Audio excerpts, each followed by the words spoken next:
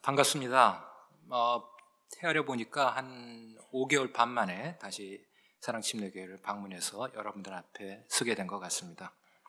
제가 오늘 여러분들에게 드린 말씀은 유신론적 진화론 또는 유신진화론 또는 유신론적 진화, 그것의 허구성 및 또 신학적 문제점에 대해서 말씀을 드리도록 하겠습니다. 먼저 본문 세 구절을 읽도록 하겠습니다. 모두 함께 읽어주시면 고맙겠습니다. 시작. 이는 주가 엿새 동안에 하늘과 땅을 만들고 일곱째 날에 안식하며 상쾌하게 되었기 때문이라 하라. 때가 이르니 그들이 건전한 교리를 견디지 못하며 귀가 가려워 자기 욕심대로 자기를 위해 선생들을 쌓아두고 또 진리로부터 귀를 돌이켜 꾸며낸 이야기들로 돌아서리라. 기도하시겠습니다. 사랑하는 아버지 하나님, 저희가 감히 하나님을 아버지라 부르게 해주심을 감사드립니다. 이 시간 여기 계신 모든 형제 자매님들에게 진리의 영으로 또한 사랑의 영으로 가득 채워 주옵소서. 하나님의 자녀로서 합당한 영적 분별력을 갖게 도와주옵소서. 예수님의 이름으로 기도합나이다. 아멘. 먼저 오늘 설교, 또 이걸 강연이라도 할 수 있겠죠. 이거는 최근에 저희 교회에서 제가 했던 설교 2편을 우리말로 바꿔 전해드리는 것임을 먼저 말씀드립니다. 즉, Is Theistic Evolution True? 유신론적 진화는 사실인가? 라는 제목의 설교를 전반부에 말씀을 드리도록 하겠는데요. 이 설교 내용은 제가 2년 전 창조에 관해서 여러분들에게 했던 강연의 내용과 90% 같습니다. 그래서 한번 복습하신다 생각하시고 들어주시면 좋겠습니다. 그리고 후반부에는 제가 일주일 전 저희 교회에서 했던 Theistic Problems Arising from Theistic Evolution, 유신론적 진화로 인한 신학적 문제점, 이란 제목의 설교 내용을 말씀드리도록 하겠습니다. 제가 이처럼 유신 진화론에 대해서 설교하게 된 이유는 믿었던 도끼에 발등 찍힌다, 그런 말 여러분들 잘 아시죠? 그런 경험을 했기 때문입니다. 2달 전에 여느 때와 같이 제가 차를 운전하면서 라디오를 듣고 있었는데 제 라디오 채널은 딱 하나밖에 없습니다. 어떤 목사님이 설교 가운데 유신론적 진화를 언급하시는 것을 들었기 때문입니다. 즉 설교에서 우리가 호모 세이피언스나 호모 에렉터스로부터 유래되었다고 하시는 것이었습니다. 유신 진화론이 최근에 널리 확산되고 있는 것은 잘 알고 있었지만 제가 믿고 있었던 이 방송국에서조차 여과 없이 유신 진화론이 선포되는 것을 듣고 나자 제가 이제 설교자로서 이 유신 진화론을 다루지 않으면 안 되겠다, 그런 생각이 들었었습니다. 최근 들어 많은 기독교인들이 유신 진화론, 즉 하나님께서 진화를 창조의 한 방편으로 사용하셨다는 그런 이데올로기를 믿고 있는 것이 사실입니다. 다시 말해 이들은 성경 창세기의 내용을 생물학적 진화에 대한 현대과학적 이해와 양립할 수 있는 것으로 생각을 합니다. 그러나 우리는 이 유신 진화론이 단지 진화론에 속한다는 것을 깨달아야 합니다. 그리고 이것은 성경의 권위를 무너뜨리기 위한 사탄의 무서운 책략 중 하나라는 사실을 꼭 알아야 합니다. 따라서 오늘 저는 유신론적 진화를 포함한 진화론이 지금까지 가장 큰 거짓말임을 명확히 하기 위해서 유신론적 진화가 사실인지부터 살펴보도록 하겠습니다. 이제 5가지 질문을 드리겠습니다. 첫 번째 질문입니다. 사이언스, 과학의 정의가 어떻게 됩니까? 많은 사람들이 Science equals truth, 곧 과학을 진리와 같은 의미로 여기고 있습니다. 그러나 과학이라고 하려면 먼저 관찰에 의한 이론을 정립하고 나서 이에 따른 실험 및 재현을 통해 입증해야 합니다. 다시 말해서 첫째로 관찰, observation이 되어야 하고, 둘째로 실험, test 또는 experiment 해볼 수 있어야 하며, 셋째로 재현, reproducibility, 이게 되어야 과학이라고 할 수 있는 것이죠. 그런데 진화론은 이러한 과학적 방법론을 결코 만족시키지 못하고 있습니다. 진화가 관찰이 됩니까? 그렇지 않죠. 실험할 수 있습니까? 그렇지 않습니다. 재현됩니까? 그렇지 않습니다. 즉, 진화는 과학이 아닙니다. 그런데 잠깐만요. 그 많은 화석의 증거는 어떡하고요? 라고 말하시는 분이 이 자리에도 계실 수 있겠습니다. 아시다시피 1859년 다윈이 On the Origin of Species, 종의 기원이라는 그 유명한 책을 통해 진화론을 발표했습니다. 그 이후로 지금까지 한 160여 년의 세월이 흘렀는데요. 약 25만 종의 생물에서 1억 개 이상의 화석이 발견되어 전 세계 수천의 박물관에 보관되어 있습니다. 하지만 진화의 증거를 보여주는 화석은 단 하나도 발견되지 않았습니다. 특히 진화 도중의 전이 형태 또는 중간 형태의 생물 화석이 발견된 적이 없었죠. 종과 종 사이를 이어주는 연결고리가 하나도 발견되지 않았습니다. 그래서 missing link인 것입니다. 즉 링크, 연결고리를 missing, 잃어버렸다는 것입니다. 그러다 보니 진화론자들이 고육주책으로 punctuated equilibrium, 단속 평형 이론을 만들어내기 시작했습니다. 즉 생물종의 진화 양상은 두 가지로 이루어진다는 것인데요. 첫째는 대부분의 기간 동안 큰 변화가 없는 gradualism, 안정기와, 둘째는 비교적 짧은 시간에 급속한 종 분화가 이루어지는 catastrophism, 분화기, 이 둘로 나뉜다는 진화 이론이 등장하게 된 것입니다. 여러분들은 펑크가 무슨 뜻인지 잘 아실 겁니다. punctualism, 이 단속 평형 이론은 진화의 펑크가 났다는 것입니다.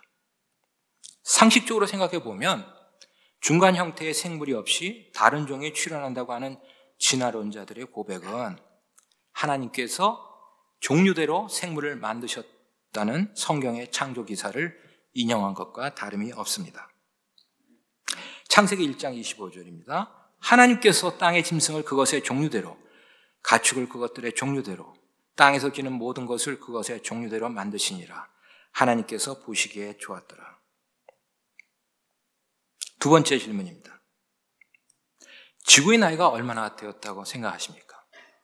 혹시 46억 년이라고 생각하시는 분이 계실지도 모르겠는데요. 하지만 사실은 6,000년입니다. 잠깐만요. 연대 측정법으로 46억 년이라고 밝혀졌는데 무슨 말을 하십니까? 라고 질문하시는 분이 계실 수도 있습니다. 동위원소가 붕괴돼 그 양이 절반이 될 때까지의 시간을 half-life, 반감기라고 부르는데요. 이 용어는 불안정한 원자가 방사선 붕괴를 겪는 속도를 설명하는 데 일반적으로 사용이 됩니다. 일례로 우라늄 238의 반감기는 44억 년을 넘습니다.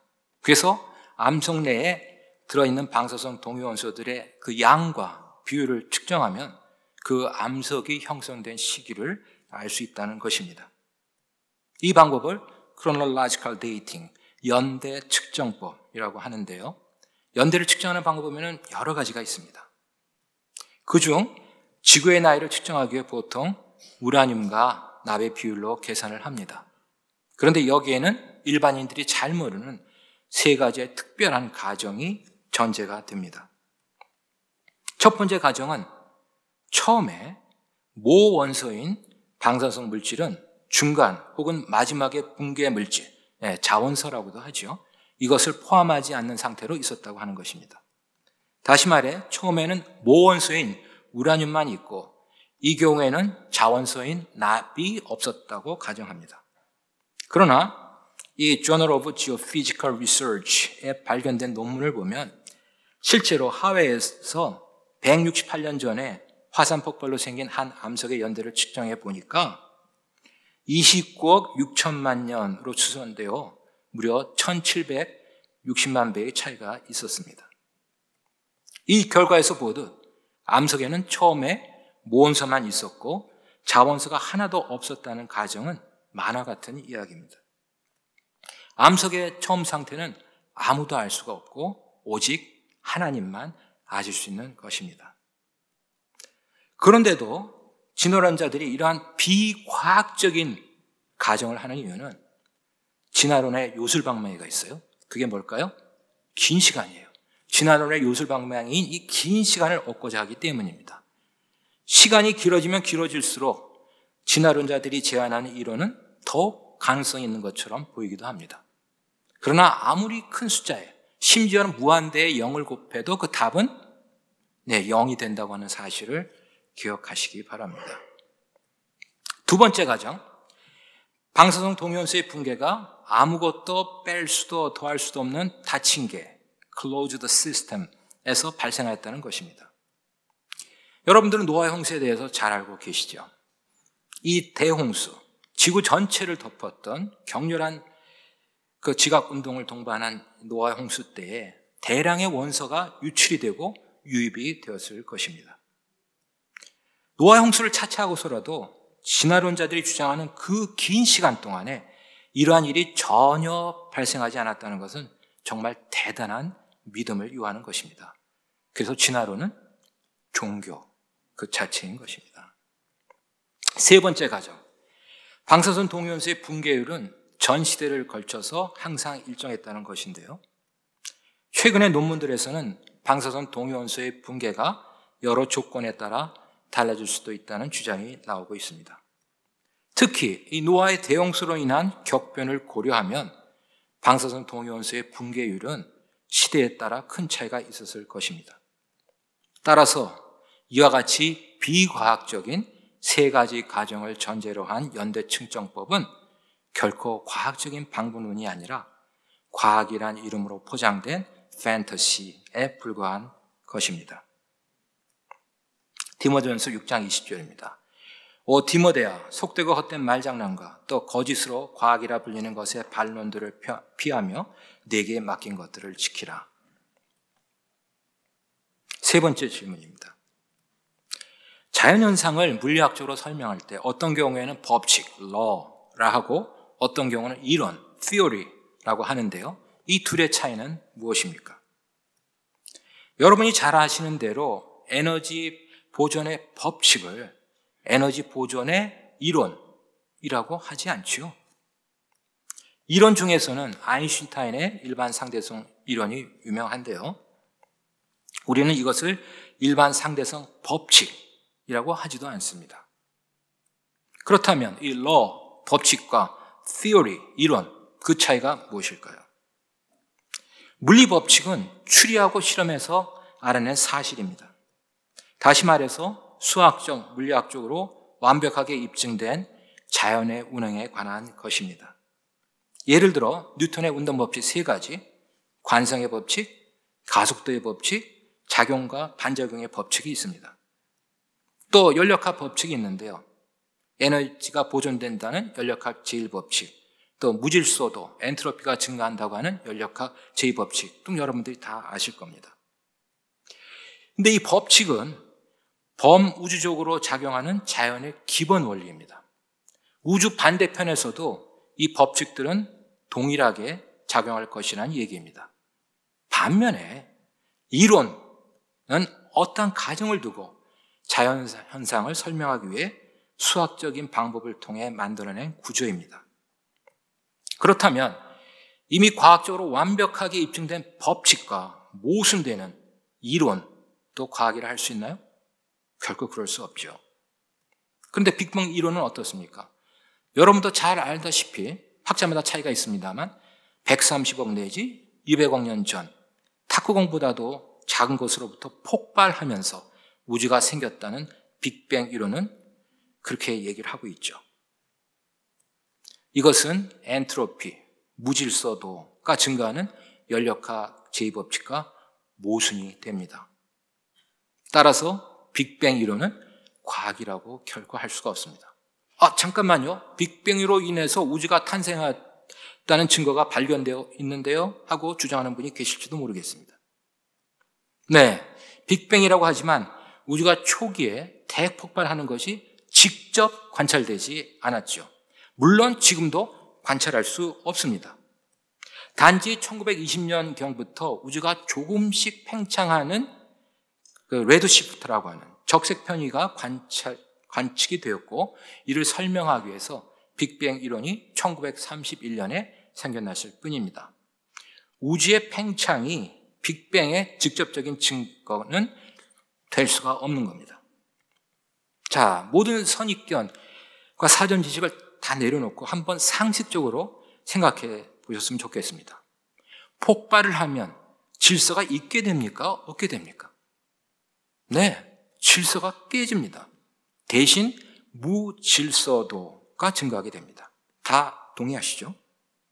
그런데 무질서한 가스에서 질서정연한 별들이 생기고 무질서한 원시 수프에서 질서 있는 정교한 생명체가 생기는 것이 가능할 수 있나요?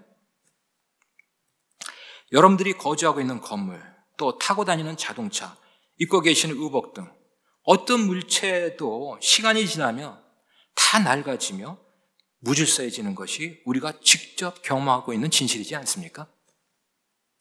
따라서 연력학 제2법칙을 거스르는 빅뱅 이론은 결코 과학이 아닙니다. 시편 102편 읽도록 하겠습니다. 주께서 옛적에 땅의 기초를 놓으셨사오며 하늘들은 주의 손이 이루신 작품이니이다. 그것들은 사라지려니와 오직 주께서는 지속하시겠고 참으로 그것들은 다 옷같이 낡아지리니 주께서 의복같이 그것들을 바꾸시면 그것들이 바뀌려니와 주께서는 동일하시고 주의 횟수는 끝이 없으리로다. 네 번째 질문입니다. 공룡은 언제 멸종이 되었습니까? 공룡은 주로 중생기 쥐라기와 백악기에서 2억 년 가까이 살다가 약 한 6,600만 년 전 멸종됐다고 알려져 있죠. 그러나 이 슬라이드에서 보시듯이 공룡은 완전히 멸종되지 않고 인간과 함께 살았습니다. 아, 잠깐만요. 공룡이 인간과 함께 살았다면 증거가 있어야 하지 않나요? 라고 말씀하시는 분이 계실지도 모르겠습니다. 네, 맞습니다. 이에 대해서는 너무나 많은 증거들이 있습니다. 우선 상식적인 이야기부터 하도록 하겠습니다. 여러분도 잘 아시다시피 우리나라를 포함한 동아시아 문화에는 나이에 따른 동물로 표현되는 띠가 다 있죠. 자축인묘 진사오미 신유술에 곧 용을 포함한 12가지 동물로 표현되는 12지간을 우리는 잘 알고 있는데요. 그런데 누가 이 동물들을 12지간에 최초로 결합시켰는지 알 수 없지만 12지간의 기원은 중국 하왕족까지 거슬러 올라간다고 알려져 있습니다. 그런데 여기서 한 가지 주목해야 하는 점은 중국 사람이 당대에 이 12가지 동물을 직접 볼 수 있었기에 12지간이 만들어질 수 있었다는 사실입니다. 즉 오늘날 상상의 동물이라고 여겨지는 그 용, 드래곤, 이 당대에 살지 않았다면 12지에 포함될 수 없었을 것입니다. 중국에 용에 대한 기록이 엄청 많습니다. 그중 유네스코의 세계기록 유산으로 기재된 이시진의 본초 강목에 용으로 약재를 만드는 법이 세세하게 기술되어 있습니다. 또 우리에게 동반 견문록으로 잘 알려져 있는 마르코 폴로도 용에 대한 기록을 여러 곳에 남겼습니다. 특히 마르코 폴로는 중국에서 17년 사는 동안에 황제가 자신의 마차를 끌도록 용을 키웠다고 기록했습니다. 그리고 여러분들이 다 좋아하는 해인 1611년, 그때는 황실용 사육사를 선임했다고 하였습니다. 또한 중국 사람들은 용을 키워서 그 피를 약재로 쓰고 그 알은 굉장히 귀하게 여긴다고 기록하였습니다. 성경에도 용이 많이 등장합니다. 시간 관계상 욥기 40장만을 잠시 살펴보겠습니다. 15절부터 18절까지입니다. 이제 내가 너를 만들 때 함께 만든 배의 못을 보라. 그가 소처럼 풀을 먹느니라. 이제 보라. 그의 기력은 그의 허리에 있고 그의 힘은 그의 배의 배꼽에 있느니라. 그가 자기 꼬리를 백항목같이 움직이며 그의 고안의 힘줄은 서로 얽혀 있고 그의 뼈들은 강한 노동이 같으며 그의 뼈들은 쇠막닥이 같으니라. 많은 사람들이 개역성경의 영향으로 이 배의 못을 하마나 코끼리라고 생각합니다. 그러나 꼬리가 백항목 같다는 표현으로 보아 꼬리가 밧줄처럼 아주 얇은 하마나 코끼리는 결코 배의 못이 될 수가 없습니다. 백향목이라는 나무는 레바논의 국기에도 그려질 정도로 웅장함을 자랑하는 커다란 나무입니다. 그래서 많은 그리스도인들은 이 동물이 공룡, 특히 어페토사우루스나 브레키오사우루스 같은 거대한 초식 공룡을 지칭한다고 생각합니다. 계속해서 19절부터 24절까지 읽도록 하겠습니다. 그는 하나님의 길들 중에서 으뜸이거냐 그를 만든 이가 자신의 칼을 그에게 가까이 댈 수 있느니라.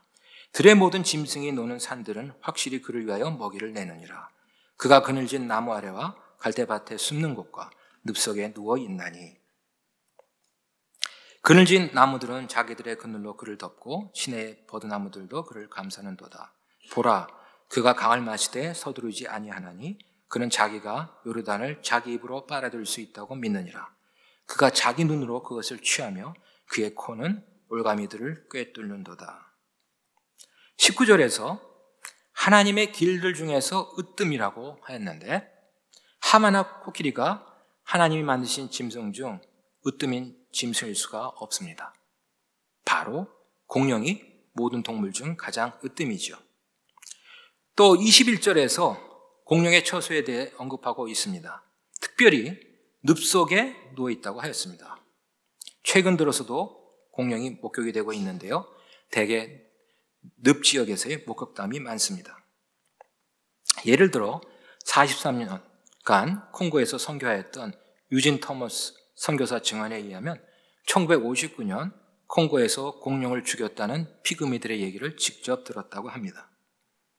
콩고와 자이레에는 리코우 알라라는 커다란 늪 지역이 있는데 그 크기가 무려 55,000 평방마일로서 우리나라 전체 면적의 1.5배 가까이 되는 크기입니다. 물론 그 지역의 80%는 인간의 발길이 닿지 않은 원시 상태입니다. 저는 지금도 이 리코알라 지역에 적지 않은 공룡들이 살고 있다고 생각합니다. 최근에는 공룡뼈에서 연부 조직, 적혈구, 뼈세포, 단백질, 심지어 C14 같은 방사성 탄소 등이 지속적으로 발견되고 있습니다. 적어도 7천만 년 전에 죽었다고 하는 공룡에서 이러한 생생한 조직들이 발견이 되고 있는 사실로서 우리들은 진화론이 허구임을 잘 알 수가 있게 됩니다. 공룡에 대해 자세히 공부해 볼수록 역설적으로 공룡이 지구의 나이가 6,000년이라고 하는 성경적 주장을 뒷받침하는 아주 강력한 증거가 됨을 알 수 있습니다. 마지막 5번째 질문입니다. 우주의 나이가 얼마나 되었다고 생각하십니까? 우주의 나이도 지구의 나이와 같이 6,000년입니다. 잠깐만요. 그렇다면 어떻게 우리는 수십억 광년 밖의 별을 볼 수가 있나요? 그렇게 의문을 품는 분이 계실 수 있어요. 자, 우주 멀리서 오는 별빛이 어떻게 6,000년 동안 우리에게 도달했는지 말씀드리도록 하겠습니다. 먼저 아셔야 할 4가지 전제사항이 있습니다. 첫째로 100광년 이상은 정확히 측정할 수 없다는 사실입니다. 왜냐하면 별 간의 거리 측정은 삼각함수를 이용하는데요. 지구의 공전궤도를 삼각형의 그 밑변으로 놓고 별과의 거리를 측정합니다. 하지만 지구의 공전궤도의 지름이, 우리는 물론 지구의 공전궤도의 지름이 엄청나게 크다고 생각하겠지만 별과의 거리에 비해서는 상대적으로 매우 짧은 거리입니다. 따라서 수백만 광년을 운운하는 것은 사실 상상의 산물일 수밖에 없습니다. 둘째로 빛의 정체에 대해 아직도 정확히 알 수 없다는 사실입니다.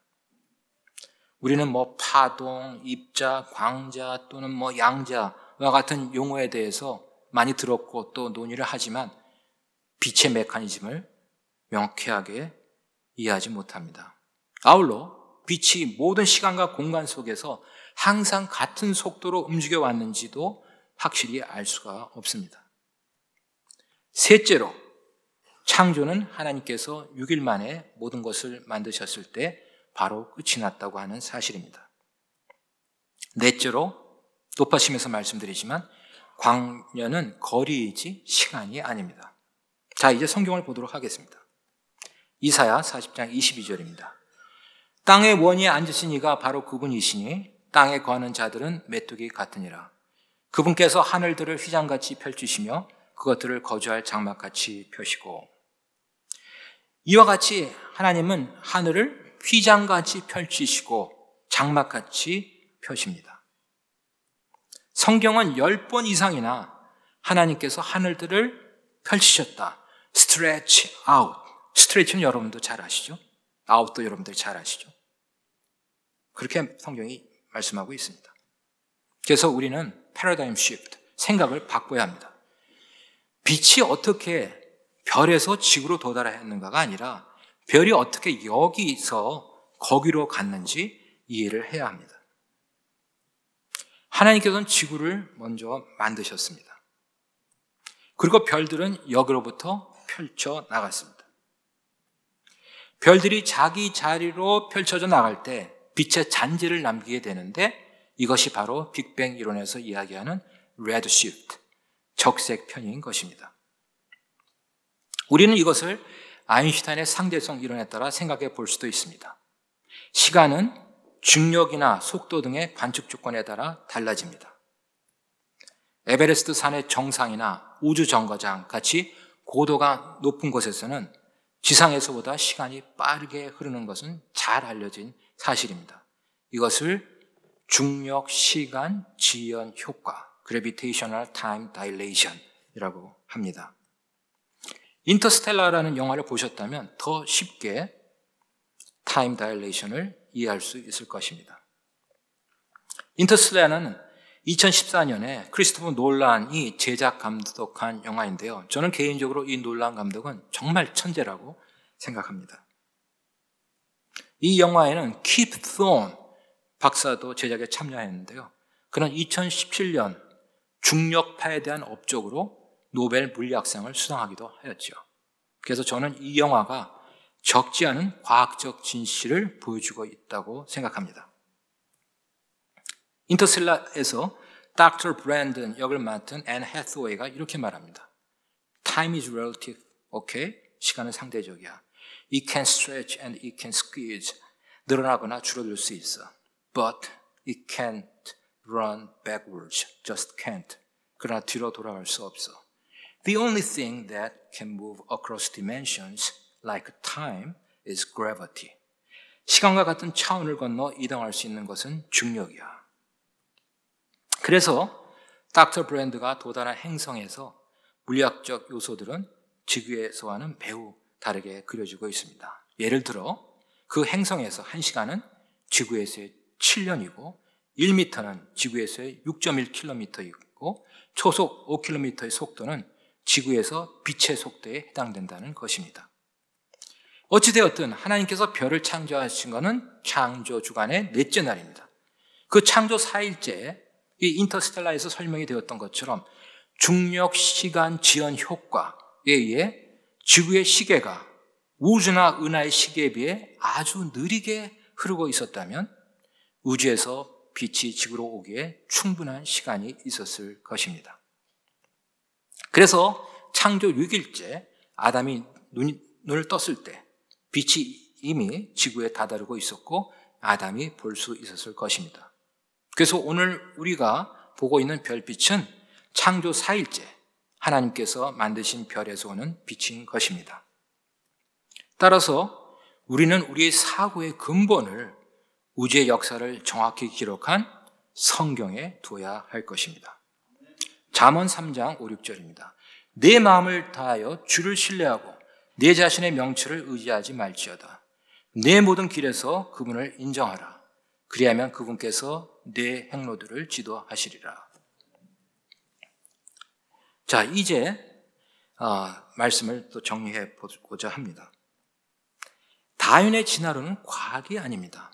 하나님께서 종류대로 생물을 만드셨습니다. 연대 측정법은 과학이란 이름으로 포장된 판타지에 불과한 것입니다. 연력학 제2법칙을 거스르는 빅뱅 이론은 결코 과학이 아닙니다. 공룡은 지구의 나이가 6,000년이라고 하는 성경적 주장을 뒷받침해 줍니다. 우주의 나이도 지구의 나이와 같은 6,000년입니다. 그러므로 유신론적 진화론을 포함한 진화론은 잘못된 것입니다. 오히려 창조론이 사실입니다.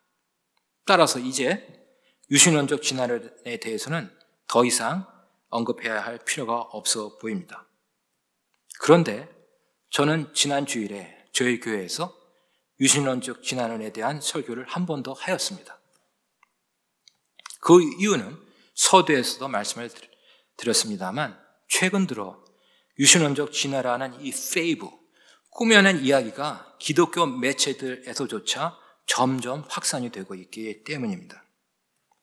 그 결과 유신론적 진화론에서 발생하는 신학적 문제로 인해 성경이 말하는 건전한 교리가 심각히 훼손되고 있기 때문입니다.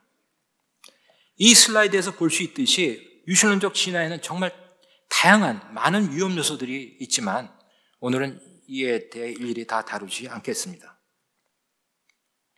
대신 세 가지 질문을 드리면서 유신론적 진화론의 중요한 신학적 문제점을 지적하고자 합니다. 첫 번째 질문입니다. 얌, 이게 무슨 뜻인가요? 많은 분들이 얌이라는 단어를 들어본 적이 없을 것입니다.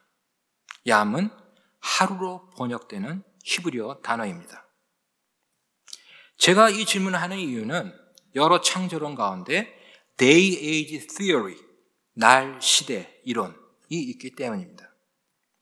요컨대 이거는 창세기 1장에 나오는 날이 문자 그대로의 24시간의 날이 아니라는 믿음입니다. 따라서 하루하루를 막연하게 100만 년 이상과 같이 훨씬 더 긴 기간을 나타내는 것으로 여기는 이론입니다. 날 시대의 이론은 오래된 지구를 주장하는 진화론과 성경에 대한 우리의 이해를 조화시키려는 노력에 뿌리를 두고 있습니다. 모세는 하나님의 영감을 받아 창세기 1장의 창조 이야기를 편집할 때 날에 대한 히브리어 얌을 사용했습니다. 모세는 얌을 첫째 날, 둘째 날, 셋째 날 등에서 보듯 숫자와 또는 저녁과 아침이라는 단어들과 결합을 시켰습니다. 그리고 모세가 얌을 창세기 1장 5절에서 처음 사용하면서 이 얌의 의미를 밤과 낮의 주기로 신중하게 정의를 했습니다. 창세기 1장 5절입니다. 하나님께서 빛을 낮이라 부르시며 어둠을 밤이라 부르시니라. 그 저녁과 아침이 첫째 날이더라. 그 이후로 성경 전체에서 이런 식으로 사용된 얌은 항상 정상적인 하루 24시간을 가리킵니다. 또한 이 사실을 창세기 1장 14절에도 알 수 있습니다. 하나님께서 이르시되 하늘의 궁창에 광채들이 있어서 밤에서 낮을 나누고 또 그것들은 표적들과 계절들과 날들과 해들을 나타내라. 여기서 우리는 날이라는 단어와 날보다 긴 계절 또 해라는 단어를 봅니다. 따라서 날이라는 단어는 계절, 해와 같은 단어들과 비교하여 더 긴 기간이 결코 될 수 없습니다. 다시 말해 날에 해당하는 히브리어 얌이 24시간을 의미한다고 생각하는 것이 이치에 맞습니다. 이제 하나님이 24시간보다 훨씬 더 긴 시간을 전달하기를 원하셨다면 어떤 다른 단어를 사용했을지 생각해 보도록 하겠습니다. 이 슬라이드에서 보시는 것처럼 오랜 기간을 가리키는 히브리어 단어가 여러 개 있습니다. 그중 일부가 어떻게 사용될 수 있었는지 한번 추정해 보도록 하겠습니다. 첫 번째로 얌의 복수형 야민을 사용했다면 또는 야민과 함께 저녁과 아침이라는 문구를 사용하였다면 여러 저녁과 아침의 날을 의미했을 것입니다. 아무도 이것이 가장 간단한 방법이었을 수 있었습니다. 그리고 여러 날을 의미할 수 있었기에 광대한 시대의 가능성을 나타낼 수 있었습니다. 두 번째로 쾌뎀이라는 단어를 썼다면 또는 이 단어가 여러 날과 함께 사용되었다면 그것은 옛날부터 있었다는 의미를 나타낼 수 있었을 것입니다.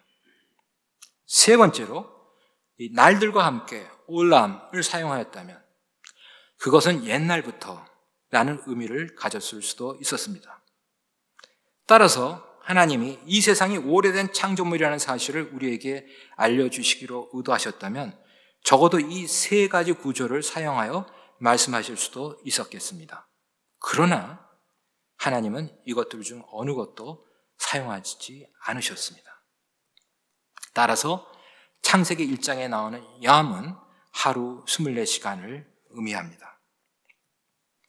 그런데 한 가지 중요한 점은 날시대 이론가들은 그들이 하나님을 제거하려고 하는 것이 아니다라고 말한다는 사실입니다. 오히려 그들은 성경에 대한 충실한 해석과 현대과학의 이해를 조화시키려고 한다고 말합니다. 그러나 그들은 안타깝게도 그들이 믿고 있는 진화론이 역사상 가장 큰 거짓말이라는 사실을 알지 못합니다. 또한 더 큰 문제는 그들은 영생으로 인도하는 성경의 권위를 그들이 훼손하고 있는 것을 알지 못합니다. 자, 이제 다시 히브리어 얌과 연관된 시간적 개념으로 돌아가 보겠습니다. 성경은 우리에게 인류 역사에 대한 타임 스케일, 시간 척도를 제공해 주는데 우리는 이것을 통해 성경에 대한 올바른 이해를 할 수 있게 됩니다.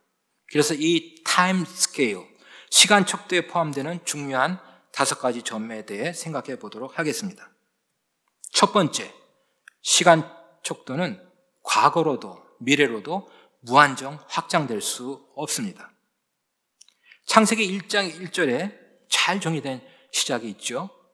또 마태복음 24장 14절에서 말하듯이 물리적 시간이 끝나는 순간도 있습니다. 마태복음 24장 14절입니다.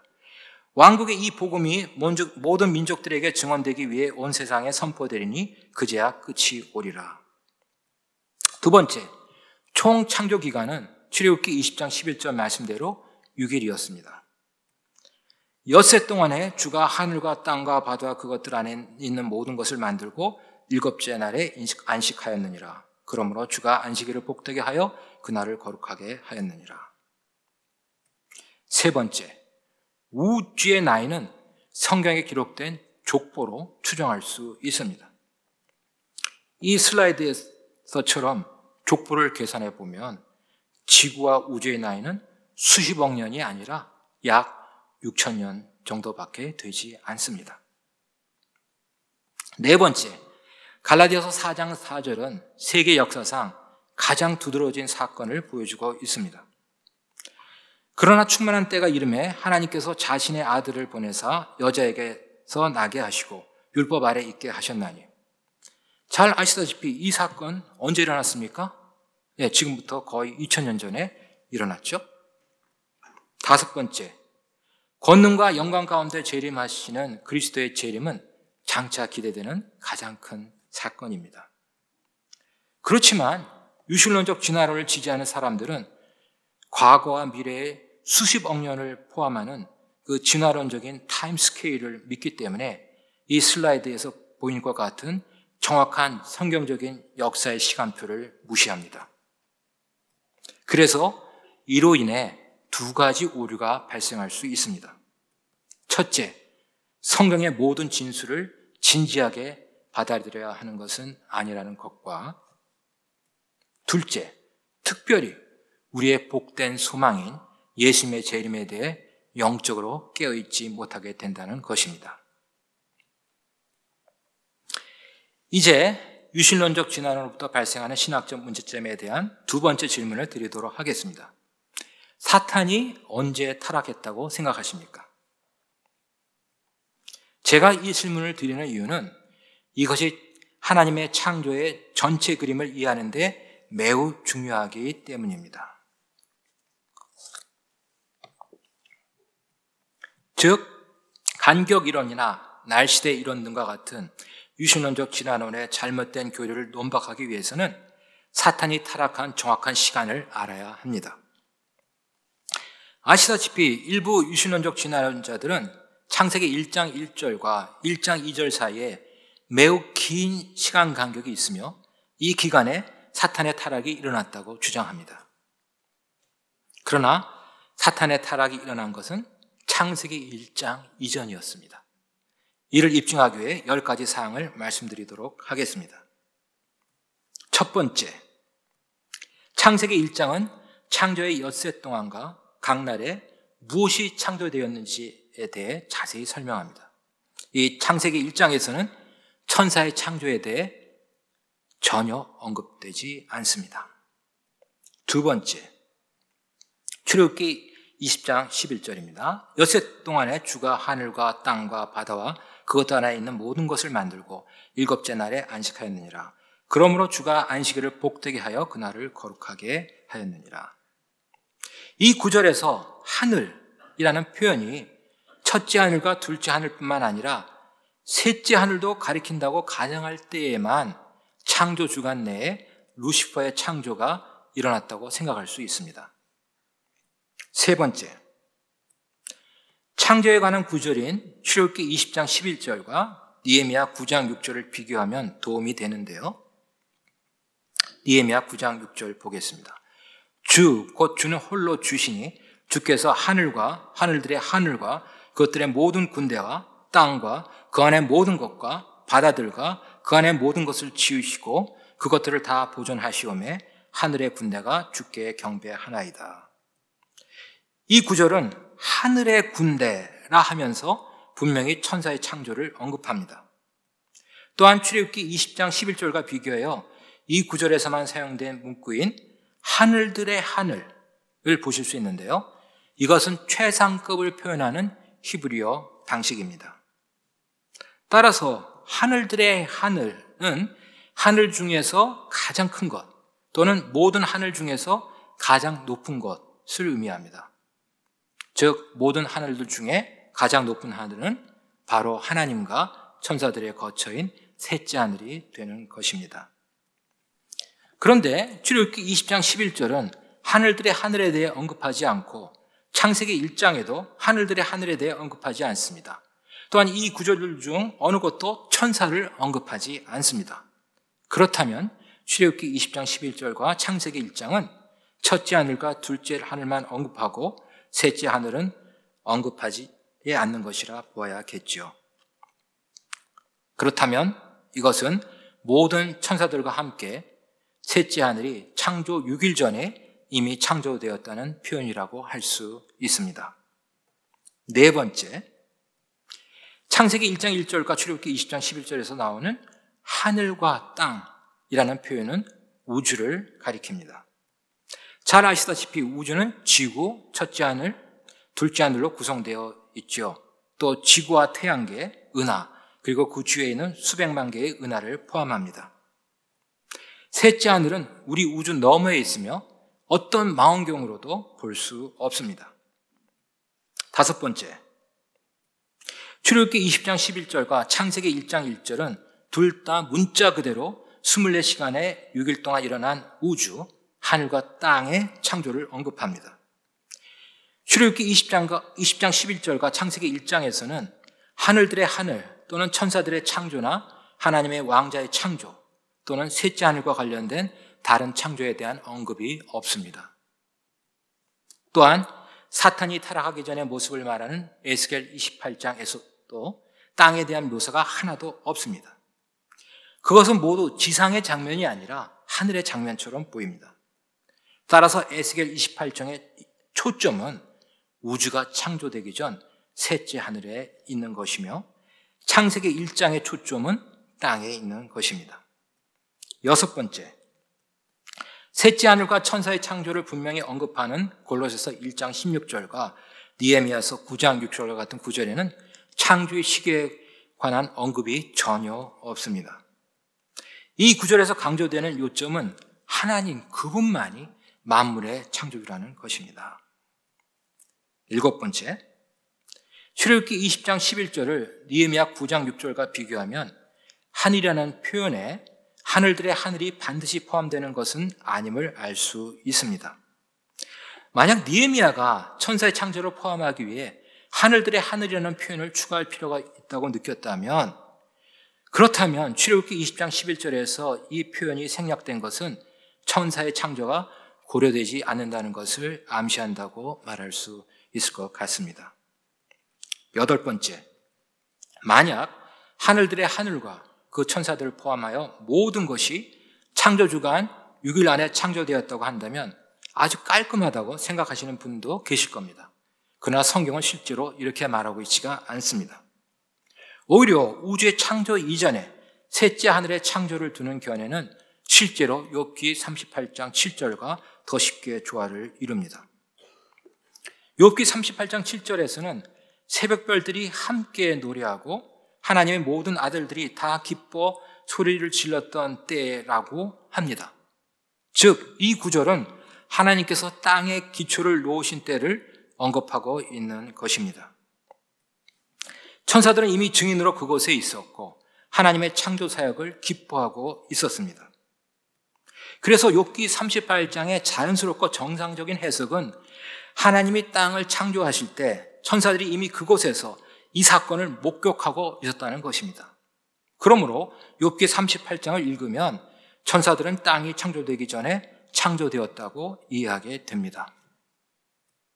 아울러 창세기 1장 1절에서는 땅, 곧 지구의 창조를 창조 첫째 날 맨 처음에 하신 것으로 이해하게 됩니다. 아홉 번째, 창세기 1장 31절에서 하나님께서는 자신이 지으신 모든 것을 보시며 very good, 매우 좋았다고 말씀하셨습니다. 오해하지 마십시오. 하나님께서 사탄을 보시고 좋았다고 말씀하신 것이 아닙니다. 사탄의 그 매우 좋았으면 사탄이 타락하기 전에 이미 선언되었습니다. 에스겔 28장 15절을 보시면 내 길들에서 완전하였다고 기록이 되어 있지 않습니까? 사탄이 이미 타락했음에도 불구하고 하나님께서 창세기 1장에서 매우 좋았다고 말씀하신 것은 문제가 되지 않습니다. 모든 분들이 타락한 사탄이 창세기 3장 에덴 동산에 있었다는 데 동의하실 겁니다. 그러나 이 사실로 인해 저주 이전의 우주가 덜 좋게 만들어진 것은 아닙니다. 땅을 더럽히고 황폐하게 하고 모든 창조물이 헛된 것에 복종하게 된 것은 사탄의 죄 때문이 아닙니다. 그것은 바로 아담의 죄 때문이었습니다. 다시 말해 땅이 저주받은 것은 루시퍼의 타락이 아니라 아담의 타락 때문이었습니다. 땅이 저주를 받기 전에는 비록 사탄이 있었다 해도 그것은 매우 좋은 낙원이었음을 여러분들도 다 동의하실 겁니다. 마지막으로 10번째입니다. 하나님께서 땅을 창조하신 주요 이유 중 하나는 고발자인 마귀의 거짓 비난에 대해 하나님 자신의 정당함을 입증하고 또 타락하거나 타락하지 않은 천사들 모두에게 매우 중요한 무언가를 보여주기 위해서였습니다. 이 사실은 특히 에베소서 3장 9절 10절에서 보듯 교회에 의해 잘 드러나고 있습니다. 또 예수 그리스도에 의해 모든 것을 창조하신 하나님 안에 세상이 시작된 이후로 감추어져 온 이 신비에 참여하는 것이 무엇인지 모든 사람들이 보게 하려 하심이라. 그 목적은 그분께서 이제 교회를 사용하사 하늘의 처소들에 있는 정사들과 권능들에게 하나님의 갖가지 지혜를 알게 하려 하심이라. 이와 같이 땅을 창조하신 주된 이유 중 하나가 어떤 것들을 천사들에게 보여주기 위함이었다면, 그렇다면 천사들이 지구 창조 이전에 존재했다고 말하는 것이 훨씬 더 이치에 맞습니다. 이제 유신론적 진화에서 발생하는 신학적 문제들에 대한 세 번째이자 마지막 질문을 드리겠습니다. 사망은 언제 시작되었습니까? 이 질문은 매우 중요한데요.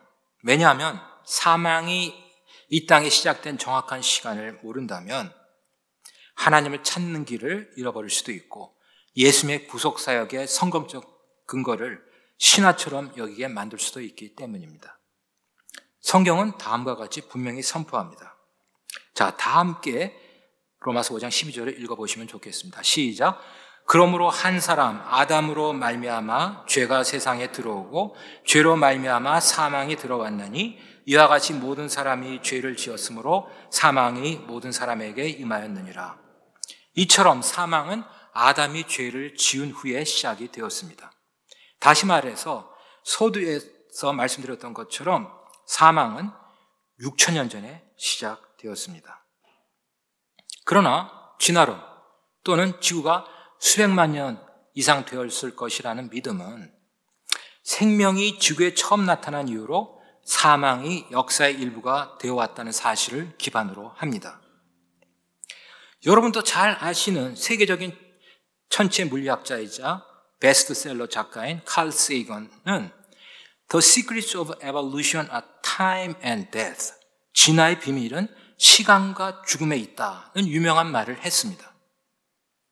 이 말인 즉슨 진화론 또는 지구가 수백만 년 이상 되었다고 믿는 사람들에 따르면 지구의 역사는 죽음의 역사라고 믿는 것입니다. 그래서 이 신념 체계 하에서는 수백만 년에 걸친 죽음, 고통, 질병 등을 뒤따라 인간이 이 세상에 출현하게 되었다고 봅니다. 또 죽음, 고통, 질병이 오늘날에 존재한다고 하며 그리고 죽음, 고통, 질병은 알 수 없는 미래까지 계속될 것이라 믿고 있습니다.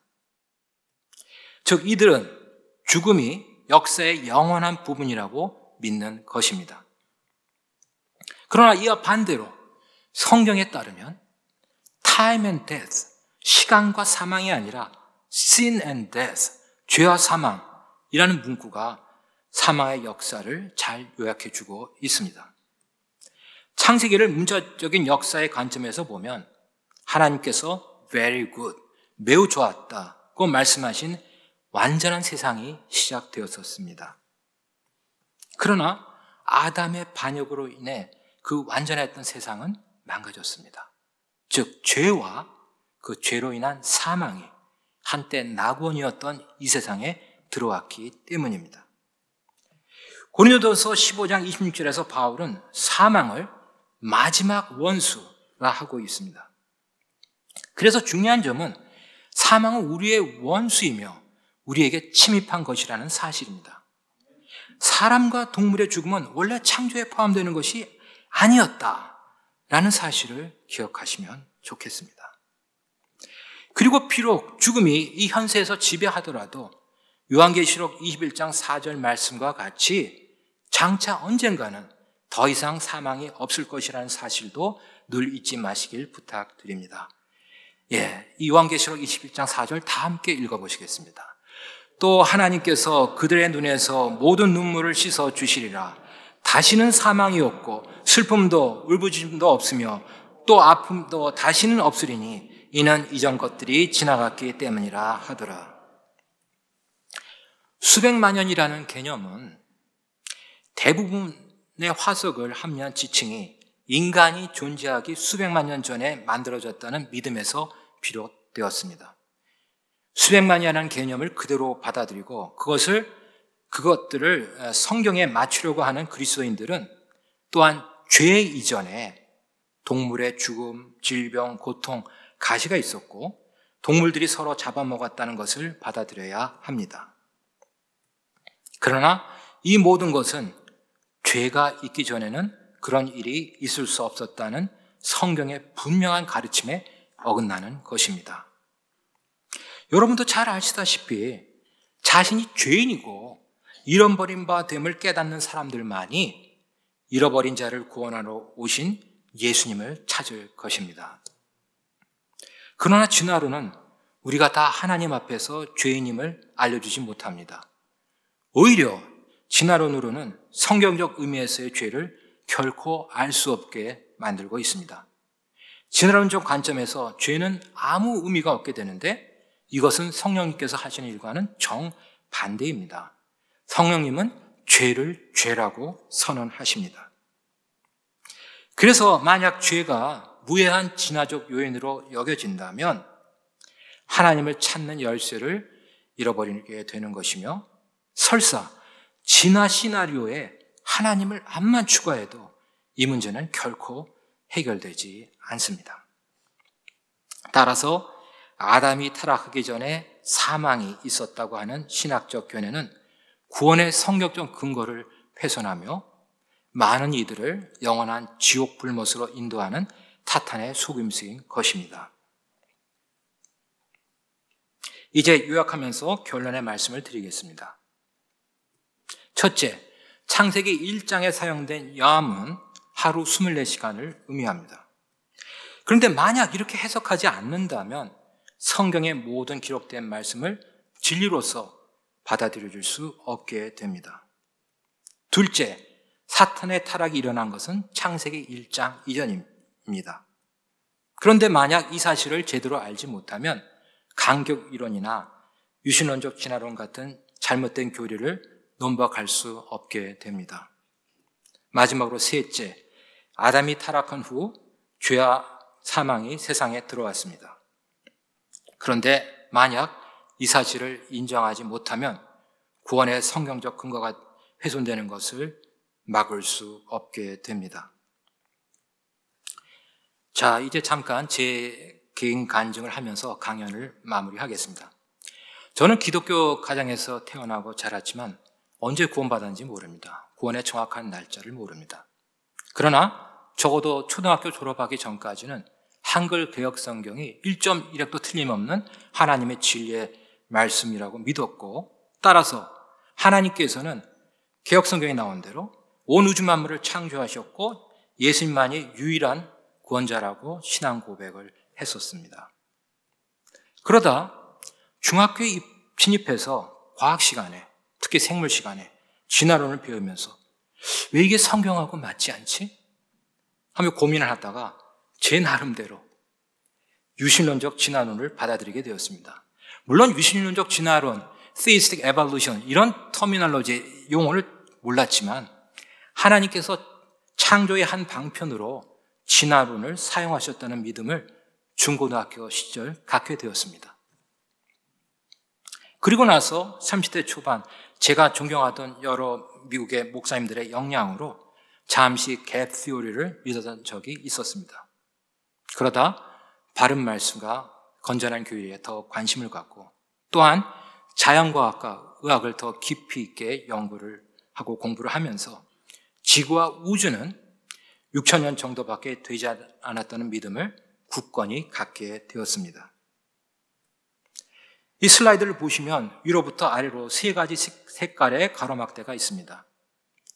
맨 위는 날시대 이론, 가운데가 간격 이론, 맨 아래가 젊은 지구론입니다. 위에서 아래로 저의 창조론에 관한 인생 여정이 이 한 장의 슬라이드에 다 나와 있는데요. 혹시 아직도 성경적이고 과학적인 창조론을 믿지 못하셨던 분이 이 자리에 계신다면 오늘 제가 드린 말씀을 한번 숙고하셔서 올바른 창조론을 받아들이시길 부탁드립니다. 오늘의 본문 말씀을 다 같이 읽고 마치도록 하겠습니다. 시작. 이는 주가 엿새 동안에 하늘과 땅을 만들고 일곱째 날에 안식하며 상쾌하게 되었기 때문이라 하라. 때가 이르느니 그들이 건전한 교리를 견디지 못하며 귀가 가려워 자기 욕심대로 자기를 위해 선행들을 쌓아두고 또 진리로부터 귀를 돌이켜 꾸며낸 이야기들로 돌아서리라. 기도하시겠습니다.